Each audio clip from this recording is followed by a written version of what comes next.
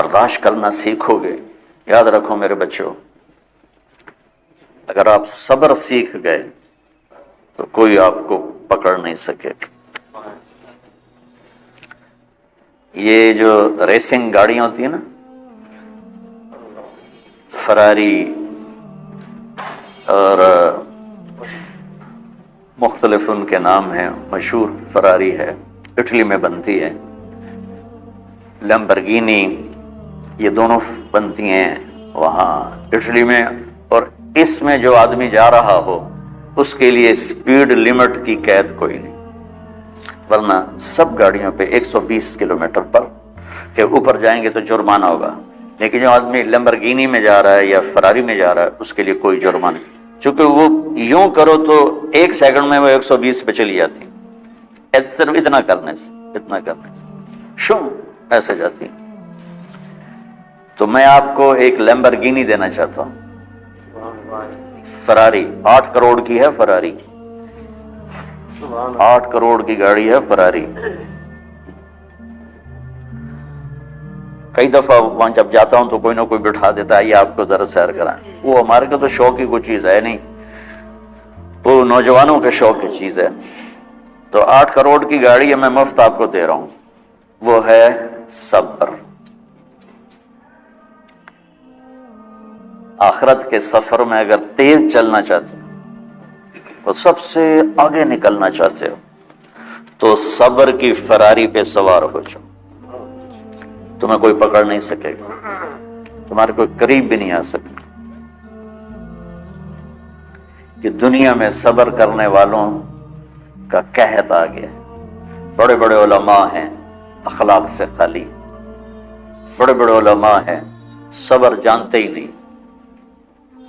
اور پورا معاشرہ، ذرا علماء تم کل کے علماء ہو اس لیے علماء کی بات کر رہا ہوں، ورنہ پورا معاشرہ میرے بچوں صبر سے خالی ہے. تم سیکھو.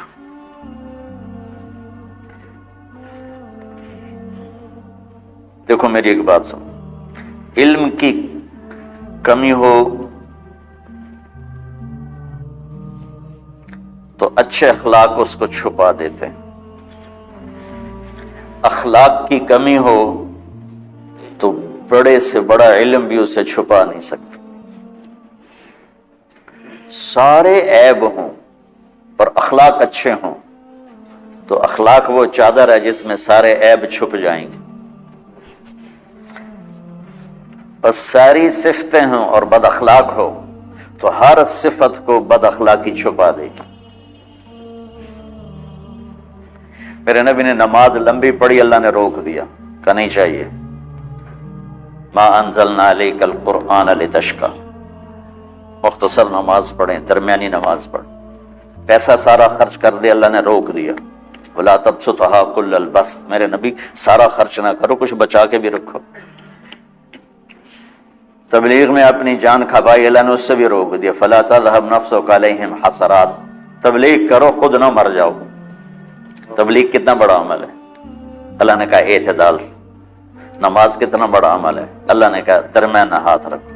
مال خرچ کرنا کتنا بڑا عمل ہے، اللہ نے کہا درمیانہ ہاتھ رکھو. جب میرے لیے میں نے اخلاق میں بلند پرواز دکھائی تو اللہ نے کہا شاباش انک لعلی خلق عظیم. میرا نبی میں آپ کو شاباش دیتا ہوں، آپ کے اخلاق بڑے عالی شان. یہ نہیں کہا کہ اتنے بھی ذرا تھوڑا آنکھ بھی کھائی کر کو کوڑا ہویا کر. تو تم مولوی بڑے غسیلے ہوتے ہو. تم میرے بچے بیٹھو نا اس لیے بات کر رہا ہوں. صبر نام کی شے ہی نہیں ہوتی. فقہ پڑھنا تو ہماری مت ماری جاتی. قرآن کو بھی فقہ کے انداز میں پڑھتے ہیں، حدیث کو بھی فقہ کے انداز میں پڑھتے ہیں. بخاری سے زیادہ امام بخاری پڑھاتے ہیں. ترجمۃ الباب پہ اتنا وقت لگا دیتے ہیں کہ حدیث جو اصل چیز ہے اس کی طرف توجہ نہیں جاتی. امام بخاری کی کتاب کا مقدمہ کوئی نہیں، تو اس پر جب بخاری شروع ہوتی ہے تو ہفتہ اس پہ سبق چلتا ہے کہ امام بخاری نے مقدمہ کیوں نہیں لکھا، جی میں سارے مل کے آئے امام صاحب نے تو گلاں کی جان. میں اس کا اتنا آسان 1 منٹ میں اس سارے سبق کو ختم کر دیتا ہوں بخاری شریف کے، کہ دیکھو بھائی امام صاحب کا دل نہیں کیا مقدمہ لکھنے کو، اس لیے انہوں نے نہیں لکھا. گلوں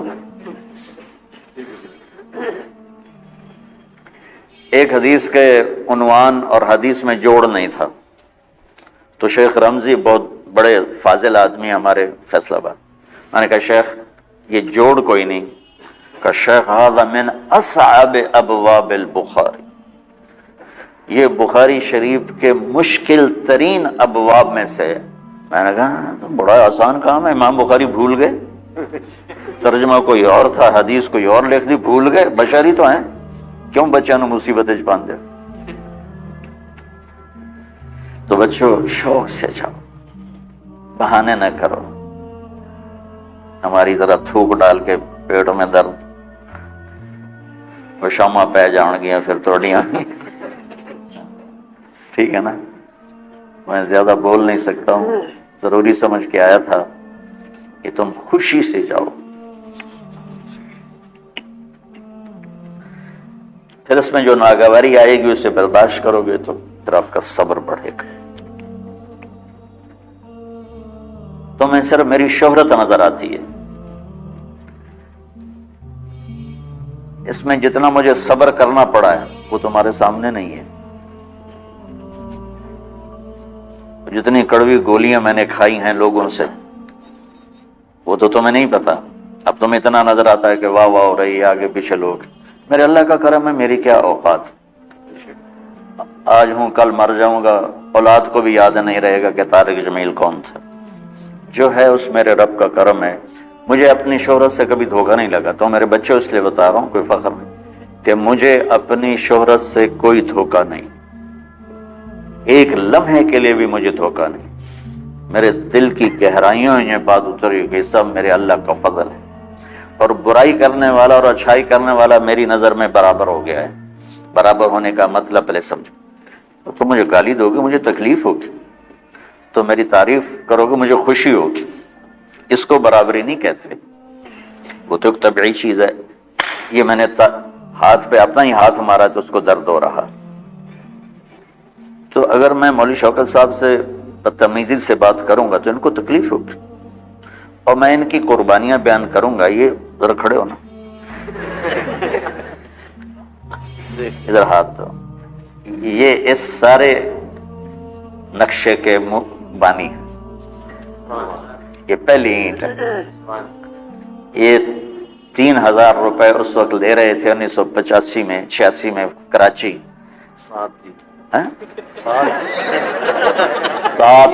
7,000 ان کی تنخواہ تھی، اور میں نے ان کو تلمبے میں بلایا 900 روپے مہینے پر. کتنا فرق ہے 7,000 اور 900 کا؟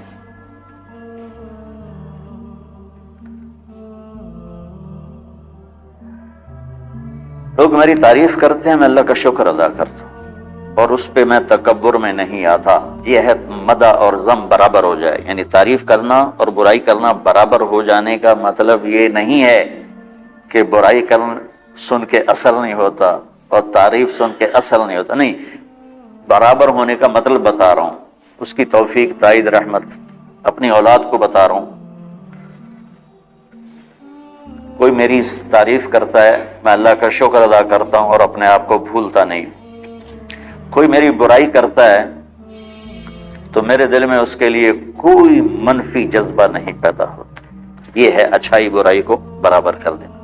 کہ میرے اوپر مختلف الزام لگتے ہیں تو میں ان کو پی جاتا ہوں، اور اس طرح کا معاملہ کرنے والوں سے اپنے دل کو بالکل صاف رکھتا ہوں، بالکل صاف.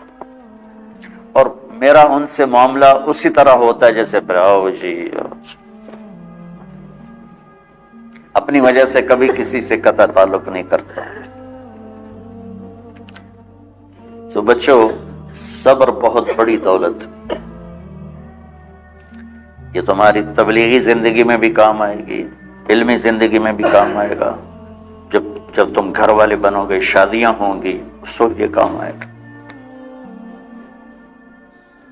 ٹھیک ہے، اب بہانہ تو نہیں کرو گے نا، خوشی سے جاؤ گے نا؟ چلو، السلام علیکم۔